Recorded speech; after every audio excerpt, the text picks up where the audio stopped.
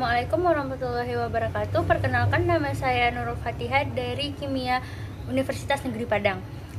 Baiklah, pada video kali ini kita akan membahas mengenai kimia komputasi.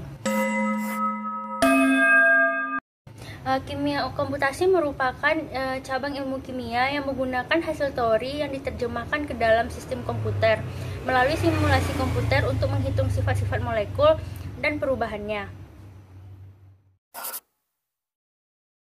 Dalam kimia komputasi ada 3 prinsip yang harus ada. Yang pertama itu teori, yang kedua eksperimen, yang ketiga komputasi. Teori merupakan model suatu sistem yang disusun dalam bentuk himpunan persamaan atau bisa disebut dengan sistem matematika. Yang kedua ada eksperimen. Eksperimen merupakan pengamatan yang dilakukan untuk mengecek suatu hipotesis. Yang ketiga komputasi. Komputasi merupakan gabungan dari teori dan eksperimen yang diatur dan diterjemahkan dalam sistem komputer yang gunanya untuk mengetahui struktur dari molekul tersebut. Peranan kimia komputasi dalam pengembangan ilmu kimia yaitu bertujuan untuk mempelajari dan menjelajahi mekanisme reaksi tanpa melakukan reaksi atau eksperimen di laboratorium. Contohnya yaitu mekanisme reaksi proses elektrolisis natrium klorida menjadi natrium perklorat.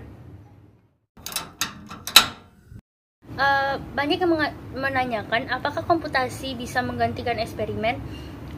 Jika dikaji kembali, ilmu komputasi tersebut tidak dapat menggantikan eksperimen. Antara ilmu teori komputasi dan eksperimen, mereka saling berkaitan dan saling melengkapi. Juga yang bertanya, apakah membuat laporan dengan komputer merupakan ilmu kimia komputasi? Tidak semua kimia yang bersangkutan dengan komputer disebut kimia komputasi. Hanya pengerjaan yang dilandasi dengan teori, eksperimen, dan hasil perhitungan yang disebut dengan kimia komputasi. Masalah apa saja yang dapat diselesaikan dengan kimia komputasi? Ada 2 masalah yang diselesaikan dalam kimia komputasi. Yang pertama keterbatasan teori, yang kedua keterbatasan eksperimen. Keterbatasan teori merupakan menjelaskan bentuk real dari sistem makroskopis seperti sistem larutan. Keterbatasan eksperimen merupakan keterbatasan menjelaskan sistem yang rumit dan berbahaya, misalnya pada reaksi dan tekanan yang tinggi, tidak bisa menjelaskan sistem mikroskopis ataupun atomik. Ada 20 istilah yang berhubungan dengan kimia komputasi. Yang pertama yaitu ab initio.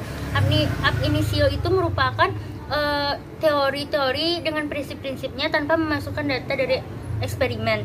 Yang kedua ada semi empirical, yang ketiga ada permodelan solid state, yang keempat ada mekanika molekul, yang kelima ada dinamika molekul, yang keenam ada statistika mekanika, termodinamika, yang kedelapan struktur properti hubungan, yang kesembilan perhitungan simbolik, yang kesepuluh kecerdasan buatan, yang kesebelas visualisasi, ada molecular modeling, yang ke-13 ada molecular docking, yang ke-14 ada molecular operation environment, yang ke-15 ada OV atau orbital viewer. Orbital viewer ini merupakan perangkat lunak gratis untuk membuat orbital atom atau molekul.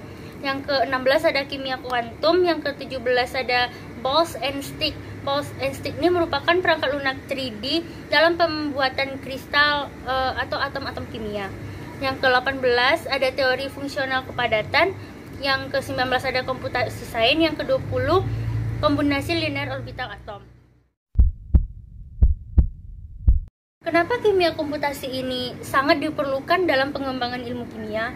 Alasannya yaitu kimia komputasi sangat diperlukan dalam perkembangan ilmu kimia dikarenakan komputasi ini dapat mengatasi masalah-masalah dalam pengembangan ilmu kimia yang dapat diselesaikan secara sederhana. Ada beberapa manfaat mempelajari ilmu kimia komputasi ini dalam penelitian. Yang pertama untuk menemukan titik awal untuk sintesis dalam laboratorium, yang kedua untuk menjelajahi mekanisme reaksi dan menjelaskan pengamatan pada reaksi yang ada di laboratorium, yang ketiga untuk memahami sifat dan perubahan pada sistem makroskopis melalui simulasi yang berlandaskan hukum-hukum interaksi yang ada di dalam sistem. Sih yang perlu perlu dipertimbangkan dalam penelitian bidang kimia komputasi ini, ada beberapa yang harus dipertimbangkan. Yang pertama yaitu aplikasi apa sih yang harus kita pakai, dan apakah sudah terinstall di software kita atau belum. Yang kedua yaitu metode perhitungan. Yang ketiga sarana dan prasarana. Yang keempat waktu. Biasanya penelitian bidang komputasi ini termasuk cepat, maka kita harus mempertimbangkan waktunya supaya tidak berlama-lama. Salah satu jenis aplikasi atau software dari kimia komputasi yaitu KiChem. KiChem adalah program kimia komputasi Abnisio yang dilakukan untuk sejumlah perhitungan umum kimia kuantum. Mengenai ilmu kimia komputasi kali ini, see you, thank you.